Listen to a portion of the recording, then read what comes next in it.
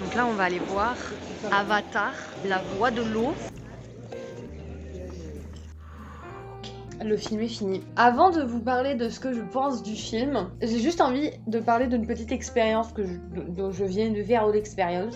J'étais dans le tram pour rentrer chez moi et je tombe sur 3 collégiennes, genre jeunes collégiennes, qui parlent. Je ne me souviens pas exactement de tout ce dont elles ont parlé que je voulais vous dire, mais en fait c'est la première fois que j'entends des jeunes parler de genre Netflix ou de K-pop, etc. Parce que moi ma soeur elle est en 6ème et elle écoute pas de K-pop et elle regarde pas Netflix non plus. Donc c'est pas du tout un truc dont je l'entends parler. Ça veut dire quelque chose ça? Tant pis. Et mon frère il a 7 ans donc encore moins. Et donc là c'était la première fois que j'entendais des jeunes parler de Netflix, etc. Et c'était assez genre... J'ai cru que j'étais dans un autre monde. Elles ont parlé de Avatar. Donc déjà, genre la jeunesse, elle comprend pas le cinéma. Alors d'abord elles ont parlé de Mercredi, donc la série. Il y a une fake news qui tourne en ce moment qui dit que Jenna Ortega, donc qui joue le rôle éponyme de Mercredi, ne fait pas la saison 2. C'est une fake news. Il y en a une qui a dit maintenant j'attends trop la saison 2 et l'autre a dit mais il y aura pas de saison 2. Et elle a expliqué que Jenna avait dit dans une interview que à cause de problèmes personnels elle ne pouvait pas reprendre le rôle de Mercredi. Ce qui est faux. Cette interview n'existe pas et ça m'a fait assez rire et après elles ont commencé à dire de toute façon si la saison 2 c'est avec quelqu'un d'autre, enfin avec une autre actrice principale et dans quelques années ça battra jamais les 13 ans d'Avatar. Et après elles ont dit mais de toute façon Avatar je comprends pas. Le but, genre c'est pas ouf et les gens qui vont regarder Avatar 2 au cinéma je les comprends pas. Moi j'étais là juste en train de sortir d'Avatar 2 et j'étais là en mode vas-y maintenant je vais écouter genre 100%. Et elles ont dit qu'Avatar ça n'avait pas de but, que l'histoire n'avait pas de sens et qu'il y avait pas de contexte. C'est ça le problème avec les jeunes d'aujourd'hui. Ils ont aucune culture. Le film Avatar 2 m'a fait chialer comme pas possible. En fait, quand j'ai entendu que Avatar 2 allait sortir et qu'ils avaient bientôt fini le truc et que ça allait sortir dans pas très longtemps, c'est là en mode mais ils vont... Genre, c'est quoi le but? Quel est le but du film? Ils ont... Genre, le grand méchant est mort et vous faites un film 2. Dans les teasers, c'est seulement des trucs dans l'eau, donc j'étais là en mode... bon bah ça va être 3 heures de contemplation en fait. Oh, comment j'avais tort! Mais alors vraiment, je m'attendais vraiment à juste de la contemplation, etc.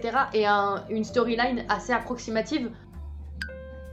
Je ne pouvais plus me tromper. Ce n'est pas possible de plus se tromper. Ce film est époustouflant.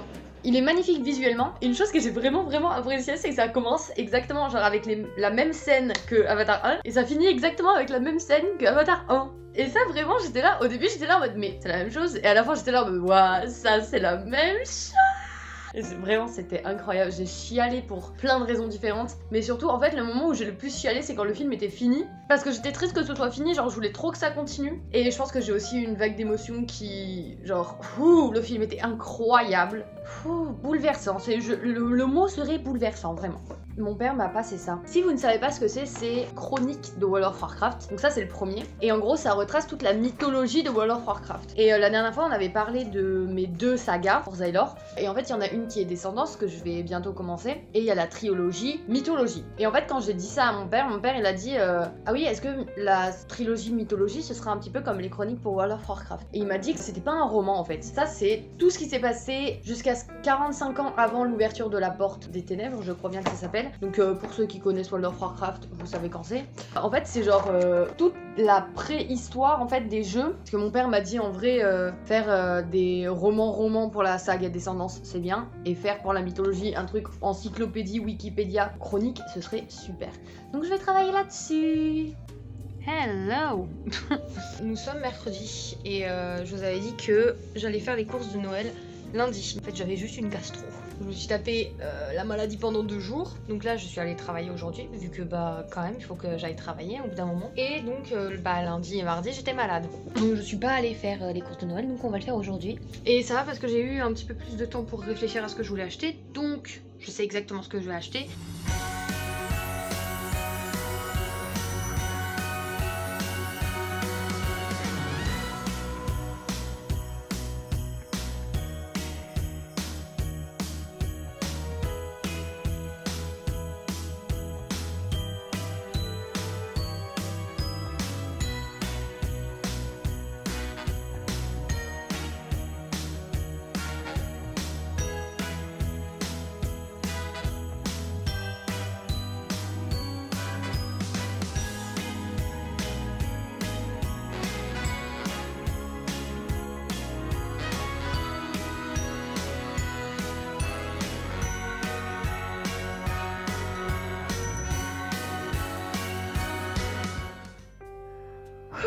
Ok. Attendez, parce que je suis fan de moi. Là, je viens d'avoir l'idée du siècle. En gros, le mot Zaylor me plaisait plus du tout. Genre, j'étais là en mode oui, donc c'est le monde de Zaylor, mais qu'est-ce que ça veut dire Zaylor? Genre, à quoi ça sert Zaylor? Je sais qu'il y avait une signification au mot. Et j'ai totalement zappé de l'écrire quelque part. Donc, j'étais en train de chercher un nom stylé pour les chroniques d'Arlène. Donc là, j'ai trois petites idées. Ce serait Souvenir d'un gardien, Mémoire des gardiens ou Fable d'un monde, Heidunia. De base, c'était Fable d'un monde, Zaylor. Qu'est-ce que c'est Zaylor? Aucune idée. Ça veut peut-être dire royaume, ça veut peut-être dire monde, ça veut peut-être dire quelque chose, mais je ne sais plus. Et le mot Zaylor, de base, il sonne bien, mais pas pour le nom d'un monde. Je sais pas, genre je me suis dit, planète Terre, pour nous maintenant ça sonne genre super bien. Mais derrière t'as Vénus, Jupiter, Mercure, Mars, Zaylor. Bah non. Donc j'ai changé le nom. C'est des noms qui sont plus genre noms de pays, mais il y a la signification dedans. Mais c'est pas la première fois que je me pose la question, mais là je me suis vraiment genre posée sur la question. C'est, il y a 5 forces. J'en ai créé 5. J'ai créé Heidi, Cadio, Célie, Mano et Hippos. Et donc, je me suis dit, mais pourquoi est-ce que ce serait Heidi qui ait créé ce monde et pas les 5 ensemble? Parce que Heidi, je veux que ce soit genre la grande créatrice et tout. Et je me suis dit, eh ben écoute, pourquoi qu'on leur fait pas des mondes respectifs? J'ai créé 3 autres mondes. Et d'un coup, ça donne un petit peu plus de background à Hippos, le grand méchant de Panthéon. Je suis en train de faire ma chronique. Pour l'instant, je fais les infos.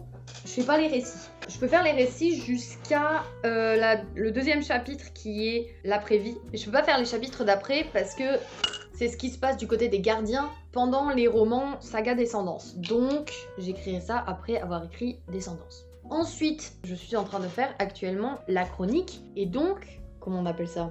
Non mais attendez, je vous montre. Voilà. Genre, est-ce que c'est pas magnifique? Comment ça s'appelle? C'est un design. Je suis en train de faire le design de la chronique. Et en vrai, la vérité, je vous jure, si ça peut être publié comme ça, eh ben ça, ce serait stylé de ouf. Design du chapitre 1 est incroyable aussi. Design du chapitre 2. Voilà. Design de la 2e chronique, volume 2. Design du 1er chapitre du volume 2. Design du 2e. Design du 3e chapitre de volume 2. Incroyable, n'est-ce pas? J'avais juste envie d'ouvrir ma caméra juste pour vous dire ça et vous montrer ça parce que moi j'en suis fière. D'accord? Moi j'en suis fière. Timeline de sortie. 2 romans. Chronique 1, chronique 2. 2 romans, chronique 3. Ça peut aller jusqu'à 2050, hein, on sait pas. Ouais, regarde. C'est quoi? C'est ma couverture du bouquin que je suis en train d'écrire. Mais pourquoi il est carré? Parce que, en fait, c'est genre, c'est une encyclopédie. C'est pas un roman, celui-là, c'est pas un roman, tu vois.